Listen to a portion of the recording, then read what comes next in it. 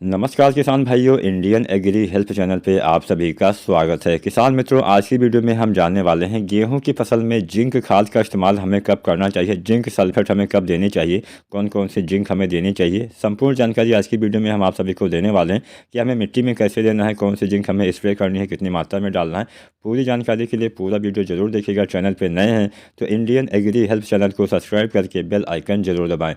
Video को like और share करना मत भूलिएगा। चलिए वीडियो स्टार्ट करते हैं। किसान साथियों, हम सबसे पहले यहाँ पे हम आपको बताते चलें, जो जिंक है वहाँ ज़्यादातर हम जो इस्तेमाल करते हैं वो तीन तरह से हम यूज़ करते हैं। पहली वाली आती है 33% वाली जिंक सल्फर, दूसरी आती है जिंक सल्फर 21% वाली, तीसरी वाली आती है 12% वाली इंडिटिया जिंक, जिसको हम बोलते हैं जिलेटेड जिंक बोलते हैं। तो सबसे पहले हम बात करेंगे 33% वाले जिंक के बारे में।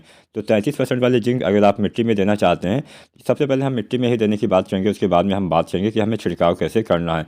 तो 33% वाले जिंक जो आप देना चाहते हैं मिट्टी में, इसकी आपको 5 किलोग्राम मात्रा लेनी है, प्रति एकड़ के हिसाब से आपको यूज़ करना है।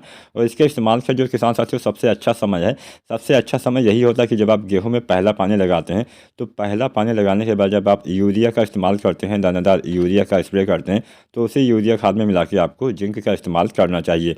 तो 33% वाले जिंक अगर आप यूज करते हैं पहले पानी के बाद, तो आपको इसकी मात्रा 5 किलोग्राम लेनी है। और अगर आप 21% वाले जिंक का इस्तेमाल करते हैं तो इसकी आपको 8 किलोग्राम मात्रा प्रति एकड़ के हिसाब से यूज़ करनी है।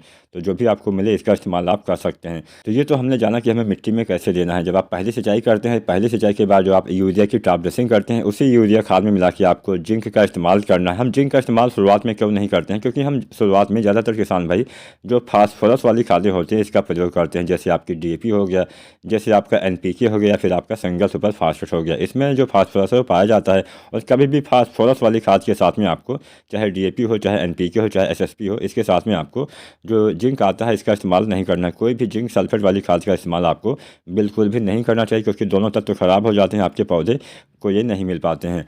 तो इसलिए हम शुरुआत में नहीं डालते हैं। जब हम पहली सिंचाई करते हैं तब हमें इसका इस्तेमाल करना चाहिए। मतलब आपको DAP यानी आपको फास्फोरस और जिंक के बीच में कम से कम 20 दिन का अंतर अवश्य रखना चाहिए, इसके बाद ही आपको इसका इस्तेमाल करना चाहिए।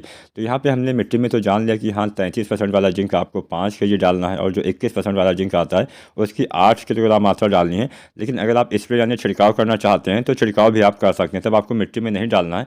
छिड़काव आप कभी भी कर सकते हैं, मिट्टी में भी आप कभी भी डाल सकते हैं।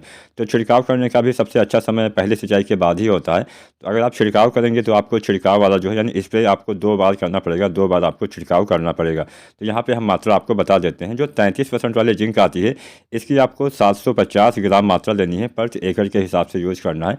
इसके साथ में आपको 2 से 3 किलोग्राम दानेदार यूरिया का इस्तेमाल करना है, या फिर आप बुझे हुए चूने के पानी का भी प्रयोग कर सकते हैं। मतलब आपको सिंगल जिंक का स्प्रे नहीं करना है, या तो आप यूरिया का जो मिश्रण है वो कर लीजिए, या फिर आप जो बुझे हुए चूने का पानी है उसके साथ में आप यूज कर सकते हैं, उसका इस्तेमाल कर सकते हैं।